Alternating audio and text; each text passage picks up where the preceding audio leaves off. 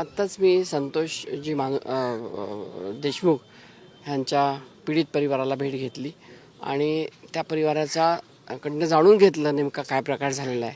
आणि केवळ बीड जिल्ह्यालाच नव्हे तर संपूर्ण महाराष्ट्राला मान खाली घालायला लागेल असा प्रसंग या ठिकाणी झालेला आहे. आणि त्याचा न्याय लवकरात लवकर मिळाला पाहिजे. फास्ट ट्रॅक कोर्टमध्ये केस चालली पाहिजे, जसं निर्भयाचं झालं होतं त्याच पद्धतीने लवकरात लवकर निर्णय झाला पाहिजे. आणि कायदा तर आपण हातात घेऊ शकत नाही. लोकांची तर इथल्या मागणी आहे की रस्त्यावर फाशी द्या वगैरे, परंतु ते होऊ शकणार नाही, जे आपल्याला शक्य नाही आहे. परंतु मला असं वाटतं की ह्याच्यामध्ये फास्ट ट्रॅक कोर्टामधून निर्णय झाला पाहिजे, SIT स्थापन झाली पाहिजे. आणि सोमवारी अधिवेशन आमचं पार्लमेंटचं संपलं की मी स्वतः मुख्यमंत्री देवेंद्र फडणवीस यांच्याकडे स्वतः जाऊन त्याची मागणी करीन. काल मी त्यांना पत्रही दिलेलं आहे. परंतु लवकरात लवकर होणं हे त्याला गरजेचं आहे, कारण वेळ गेला की त्याचा अर्थ राहणार नाही काही.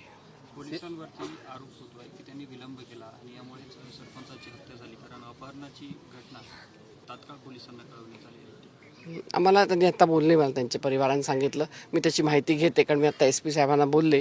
मी त्याची पूर्ण माहिती घेतल्याशिवाय ह्याच्यावर नाही कॉमेंट करू शकत. पण पोलीस खात्याला मी आवाहन करीन की याच्यामध्ये कुठल्याही प्रकारची हायगय होता कामा नये. गुन्हेगार राजकीय पक्ष संबंधित आहेत असं चर्चा आहे. मला असं वाटतं की राजकारण ह्याच्यामध्ये आणलं तर आपल्या ज्याला न्याय देण्यासाठी आपण सगळी लढाई करतोय ती लढाई बाजूला राहील आणि मग राजकारण चालू होईल. तर राजकारण ह्याच्यात आणलेलं बरं असं मला वाटतं. CIDची मागणी केलेली होती, ती मंजुरी झाली होती. मात्र आता पुन्हा एकदा वेगवेगळ्या चौकशीच्या मागण्या, CBI चौकशीची मागणी करण्यात आलेली आहे.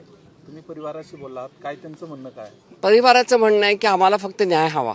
आम्हाला काय CBI घेता, SIT करता, फास्ट ट्रॅक कोर्ट करता, काय आम्हाला ते काय कळत नाही. फक्त आम्हाला आमच्या भावाला न्याय मिळवून द्यायचा आहे, हीच त्यांची मागणी आणि तीच आमची भूमिका राहणार आहे. पोलिसांना दिलेला अल्टिमेटम आज कालच संपलेला आहे, मात्र पोलिसांनी अद्यापर्यंत उर्वरित आरोपींना अटक करण्यामध्ये यश आलेलं नाही.